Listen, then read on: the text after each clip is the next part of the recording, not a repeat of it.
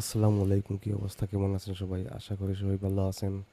আর নতুন আরেকটি রিয়াকশন ভিডিওতে আপনাদের সবাইকে স্বাগত জানাচ্ছি। তো আসলে আজকে যে ভিডিওটি আমরা রিয়াকশন করব বা ভিডিওটি দেখব, তো সেটি হচ্ছে একটি টকশোর একটি অংশ আমরা আসলে দেখব। আর তার আগে একটু বলে নেই যে বিষয়টি সেটি আসলে ভিডিওর টাইটেলটি খুবই মজার একটি টাইটেল। তো আমি তার আগে দুই একটি কথা বলে নেই।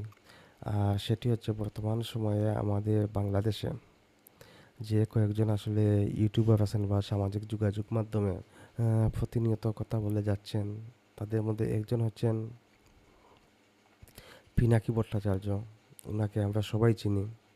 তিনি ফ্রান্সে থাকেন এবং সেখান থেকে তিনি দেখেন, এবং বর্তমানে তার মানে ইউটিউবে তিনি আসলে সম্ভবত একদম বাংলাদেশিদের মধ্যে একদম টপে আছেন এইরকম। হয়তো যদি দুই তিনজন ধরা যায় তার মধ্যে একজন তিনি আছেন। তো যাই হোক, তাকে নিয়ে কিন্তু অনেক কন্ট্রোভার্সি আছে। এবং আরেকজন হচ্ছেন সাংবাদিক মাসুদ কামাল। ওনাকে আমরা চিনি। ওনাকেও আসলে ধরেন এই কিছুদিন থেকে একটু বেশি দেখা যাচ্ছে। তো তিনি টকশোতে যান এবং সেখানে গিয়ে অনেক কথা বলেন। তাছাড়া তার একটি ইউটিউব চ্যানেল আছে, আর সেটির নামও আসলে খুবই সুন্দর। সেটি হচ্ছে কথা। তো সেই কথা ইউটিউব চ্যানেলে তিনি আসলে সবসময় কথা বলে থাকেন। তো তিনি একজন সাংবাদিক, পাশাপাশি তিনি একজন ইউটিউবার এবং নিয়মিত সেখানে তিনি ভিডিও দিয়ে থাকেন। তো বর্তমানে দেখলাম যে সাংবাদিক মাসুদ কামাল এবং পিনাকি ভট্টাচার্য, তো তাদের মধ্যে একটা সম্ভবত একটা কন্ট্রোভার্সি চলতেছে, এবং এই কন্ট্রোভার্সি নিয়ে আরও অনেকেই কিন্তু ভিডিও তৈরি করে ফেলেছেন। তো যাই হোক, তাদের মধ্যে বেশ কন্ট্রোভার্সি চলতেছে। ওনাকে দেখলাম যে কিছু আলটিমেটাম দিয়েছেন। পিনাকি ভট্টাচার্য তিনি আলটিমেটাম দিয়েছেন সাংবাদিক মাসুদ কামালকে। তার প্রেক্ষিতে কিন্তু সাংবাদিক মাসুদ কামাল তিনিও কথা বলেছেন। তো তিনি বলেছেন যে পিনাকির কথা শুনলে নাকি দুই তিনবার অজু চলে যায়। তো এই মানে থাম্বনেলটা দেখে এবং রিয়াকশন মানে টাইটেলটা দেখে ভাবলাম যে এই ভিডিওটি একটু রিয়াকশন করি। খুবই মজার ভিডিও দেখি আসলে এখানে তিনি কেন এই কথাটি বলেছেন যে পিনাকি ভট্টাচার্যর নাম শুনলে মাসুদ কামাল বলেছেন যে দুই তিনবার অজু চলে যায়। তো যাই হোক, আমি যে ভিডিওটি এখন দেখতেছি সেটি হচ্ছে জিটিভি, মানে গাজী টেলিভিশনে একটি টক শো খণ্ডিত অংশ। সম্ভবত এটি অনেক লম্বা একটি টক শো ছিল। সেখানে এই যে ইয়েটা পোর্শনটা সেটা আসলে কুট করা হয়েছে। তো আর কথা না ভাবিয়ে চলুন আমরা মাসুদ কামালের সেই বক্তব্যটি দেখে নেই। কেন তিনি বললেন যে পিনাকির কথা শুনলে দুই তিনবার অজু চলে যায়। তো আর কথা না বলে চলুন আমরা সেটি দেখে নেই। কেউ ডরাই নাই, দেশে বসে আলাপ করছি। দেখুক না 5 আগস্টের আগে কি হয়েছে। 5 আগস্টের আগে বাংলাদেশে বৈশা কে কত কথা বলছে নিয়ে আসছে, আর আমারগুলি দেখেন। জীবনে একবারই মরে মানুষ। উনি কত বড় জ্ঞানী, উনি বিরাট জ্ঞানী। আমি একটা মূর্খ, আমার সঙ্গে আলাপ করুক না বসে বসে। উনি কোন কোন পয়েন্টে আলাপ করেছে আমি আলাপ করি। উনি তো বিশাল জ্ঞানী। ওই জ্ঞান আমি স্পর্শ করতে চাই না, আমি আমার মতো করে আলাপ করবো। করুক না, খালি আমার 2-3 বার ওজন নষ্ট হবে ওনার কথা শোনার পর। এরই যা সমস্যা। মাসুদ কামাল একটা ভিন্ন প্রসঙ্গে আসে। আপনি দুই সম্প্রতি তিনবার অজু বলেছেন নষ্ট হবে। মাহফুজ আলমের আওয়ামী লীগ বিষয়ে, আওয়ামী লীগের বিরুদ্ধে মানে নির্বাচন প্রসঙ্গে আপনি বলেছেন যে মাহফুজ আলম ভোট কি জিনিস জানেন না, জীবনে কখনো নির্বাচন করেননি। এবং পাল্টা প্রতিক্রিয়া জানিয়ে পিনাকি ভট্টাচার্য আওয়ামী লীগ অনলাইনে সিপাহ সালার উচ্চারণটা ঠিক করি বলেন আপনাকে। আপনার মন্তব্য শুনতে চাই। দেখেন, আসলে ওনার সম্পর্কে না আপনি আসলে মানে আমি যেটা বুঝেছি সেটা আমি বলেছি। মানে মাহফুজ আলম একটা কথা বলেছিলেন যে কোনো অবস্থাতে আওয়ামী লীগ ইলেকশনে আসতে দেবেন না ওনারা। আমি তাকে এটাই বলেছিলাম যে আপনি সরকার, এটা যদি কোনো পলিটিক্যাল পার্টি লিডার বলতে আমি কিছু বলতাম না, যে আরিফ সোহেল বলতো তো আমি কিছু বলতাম না, কারণ সেটা পলিটিক্যাল আইডিওলজির কথা বলছে। কিন্তু মাহফুজ আলম তো সরকারের একজন উপদেষ্টা, উপদেষ্টা যখন কথা বলতে অথরিটি হয়ে যায়। তা আমি ওনাকে বলেছিলাম যে আপনি যে সরকারের একজন উপদেষ্টা হিসেবে বলছেন যে আপনি আওয়ামী লীগকে নির্বাচন করতে দেবেন না, এটা বলছেন কোন আইনের জন্য? আওয়ামী লীগ এখন নিষিদ্ধ দল। আপনি কি আওয়ামী লীগকে নিষিদ্ধ করতে পেরেছেন? নিষিদ্ধ করলে কে করবে? আমি করবো, আমি করতে পারবো না, করলে আপনাকেই করতে হবে। তা আপনাদের সরকার করুক নিষিদ্ধ, করলেই তো হয়ে যায়, করলেই তো হয়ে যায়।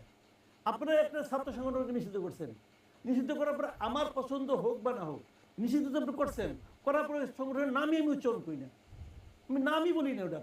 কারণ এটা তো নিষিদ্ধ সংগঠন। বলবো কেন? আমার কথা হলো কি, একটা আইন যখন হয় সেই আইনটাকে আমি পছন্দও করতে পারি, অপছন্দও করতে পারি। যদি অপছন্দও করি আমাকে কিন্তু আইনটা মানতে হবে যতক্ষণ পর্যন্ত আইনটা চেঞ্জ না হবে। তো আপনি তো এরকম কোনো নিষিদ্ধ করেন নাই। যে পার্টি নিষিদ্ধ না, যে পার্টি তার সেটা কি বৈধ পার্টি। একটা বৈধ পার্টিকে আপনি আসতে দেবেন, এটা আপনি কি করে বলেন? আমি এই বলেছিলাম। এইটা শুনে উনি ওই ভদ্রলোক, ওনারও আমি নাম নিতে চাই না, নাম নিয়ে আমার লাভ কি, কারণ উনি তো দেশে কারণ থাকেন না। তিনি তো নিষিদ্ধ না। না, উনি তো এই দেশে থাকেন না। উনি দেশে থাকেন মহিলা ভাই, বিদেশ শুনেন, আমি উপস্থাপিকার একটা কথা প্রশ্ন বলি আপনাকে। শুনছেন? ওই যে একটা কথা আছে গ্রামে, যে গলির কুত্তা গলিতে কিন্তু বিরাট পাওয়ারফুল। উনি আসেন না দেশে, আসেন, আলাপ করি। ওনাকে নিয়ে বসেন এখন আমার পাশে, বসেন, আলাপ করি। উনি কত বড় জ্ঞানী, উনি বিরাট জ্ঞানী, আমি একটা মূর্খ। আমার সঙ্গে আলাপ করুক না বসে বসে। উনি কোন কোন পয়েন্টে আলাপ করেছে আমি আলাপ করি। উনি তো বিশাল জ্ঞানী, ওই জ্ঞান আমি স্পর্শ করতে চাই না। জানি আমি না আমার এর সাথে আলাপ করব, প্রতিক্রিয়ায় করুক না।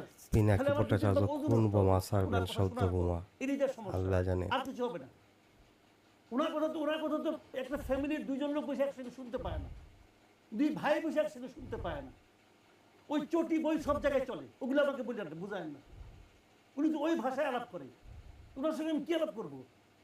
উনি পিস খাচ্ছে আর এনে কিছু মুড়িদ বানাইছি, তো ওইগুলি বলে না আমার কি। আর আমার আজকে সে থ্রেড দেয়, অমুক করবে তমুক করবে। আর ওই লোকের থ্রেড, হাসিনার থ্রেডকে নিয়ে ডরাই নাই, হাসিনার থ্রেডকে আমি ডরাই নাই। দেশে বসে আলাপ করছি। দেখুক না 5 আগস্টের আগে যদি কি হয়েছে, 5 আগস্টের আগে বাংলাদেশে বসে কে কত কথা বলছে নিয়ে আসছে, আর আমার গুলি দেখেন ভাই, হাওয়ায় ভাইসা আসি নাই, জীবনে একবারই মরে মানুষ। আর ওই ভদ্রলোকের কথা শুনে নিয়ে নেই হোক না, এগুলি বাদ দেন।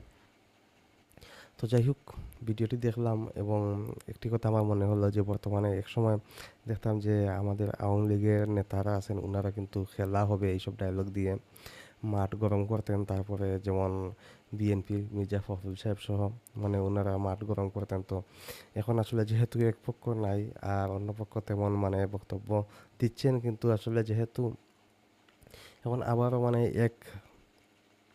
এক দলে একতরফা বক্তব্য দিতে হচ্ছে বিএনপিকে, যার কারণে আসলে মাঠ তেমন একটা গরম হচ্ছে না। তবে মাঝে মধ্যে মানে জামাতের সাথে তাদের বক্তব্যের কিছুটা ক্লাশ হচ্ছে, কিন্তু সেভাবে আসলে আসলে মাঠ গরম হচ্ছে না। তো সেই দিক থেকে যদি ইউটিউবার পিনাকি দেয় এবং মানে মাসুদ কামাল সাহেব ওনারা যদি একটু কন্ট্রোভার্সি তৈরি করেন, তো সেখান থেকে আসলে নিউজের একটা প্রয়োজন আছে, নিউজেরও খোরাক হবে। আর মানে মাঠটা একটু গরম থাকলো আর ভালোই লাগলো তো তাদের এই ইয়েটা।